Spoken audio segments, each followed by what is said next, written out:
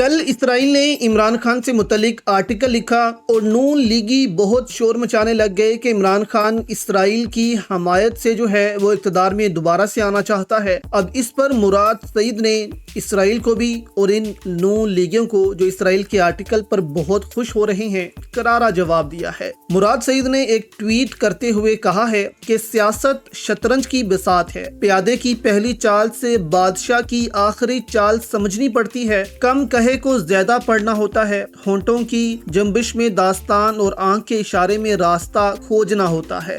اب آگے جو ہے وہ مراد سعید کہتے ہیں کہ میں ایک دفعہ پریس کانفرنس کر کے اٹھا، یعنی کہ اسرائیل سے متعلق، تو بادشاہ کا پیادہ جو ہے وہ ایک دم آیا۔ گھر والوں کو میں نے کہا تھا کہ میں بس آ رہا ہوں، لیکن بادشاہ کا پیادہ، یعنی کہاں انہوں نے اشارہ کیا، سمجھ آئے آپ کہ بادشاہ کا پیادہ جو ہے وہ ایک دم میرے سامنے آیا اور کہا کہ بہت امپورٹنٹ بات ہے، آپ کو آنا ہوگا۔ میں چلا گیا تو مجھ سے پوچھا کہ آپ نے پریس کانفرنس کس کے کہنے پر کی ہے، کیا ثبوت ہیں یا کیا خدشات ہیں؟ تو اس پر مراد سعید نے کہا کہ میں نے تو کسی سے پوچھ کر نہیں کی، بس خود سے ہی کر دی ہے۔ مراد سعید کہتے ہیں کہ اگلے دن دوبارہ سے جو ہے وہ بلایا گیا اور پوچھا گیا کہ سر آپ کو کیا وزیر اعظم نے کہا تھا یہ پریس کانفرنس کرنے کو؟ تو میں نے کہا کہ نہیں۔ تو جواب ملا کہ ارشد شریف کے جب پروگرام تھا تو بھی عمران خان نے کچھ ایسی بات کی تھی مسکرا کر۔ تو مراد سعید کہتے ہیں کہ ارشد شریف سے جب میں نے پوچھا تو انہوں نے بھی کچھ اسی طرف اشارہ کیا کہ جہاں میں اشارہ کر رہا تھا تو اسی طرف عمران خان مسکرا دیے تھے۔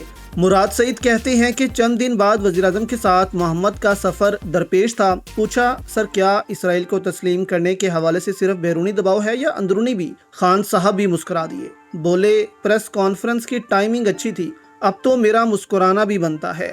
لندن میں ہونے والی ایک ملاقات کا تذکرہ کیا تھا میں نے اپنی پریس کانفرنس میں، اسرائیل کے حوالے سے عمران خان کی تقریر کا کلپ چلایا تھا اور سازشوں کا ذکر کیا تھا، جو 2 اور 2 4 میں کر رہا تھا۔ اس میں 5واں فریق کون تھا؟ اس کا جواب PID سے منسٹر انکلیو کے راستے میں مل گیا تھا۔ اسرائیل پر عمران خان کا موقف کیا تھا، کیا ہے اور کیا رہے گا؟ اس کا جواب مجھے تو عمران خان کے ساتھ سفر میں ہی مل گیا تھا۔ مجھے ہے حکم ازاں لا الہ الا اللہ، آپ کو اس کی اسیری میں نہ ملے تو دنیاوی طاقتوں کی آنکھوں میں آنکھیں ڈال کر کی گئی اس کی اقوام متحدہ کی تقریر بھی ڈھونڈ لیں۔ باقی گتیاں سلجھانے کے لیے یوکرائن جنگ میں ہمارے کرم فرماؤں کے کردار، رجیم چینج کے فوراً بعد اسرائیل بھیجے گئے وفد کے نمائندگان، اور اگر گزشتہ برس اکتوبر میں حماس کا حملہ نہ ہوتا تو ہمارے ہاں کیا ورکنگ ہو چکی تھی کا جواب ڈھونڈ لیں۔ میں کچھ زیادہ کہوں گا تو حساس معاملات چھیڑنے کا ایک اور الزام لگ جائے گا، اور پھر کوئی منہ سے جھاگ اڑاتا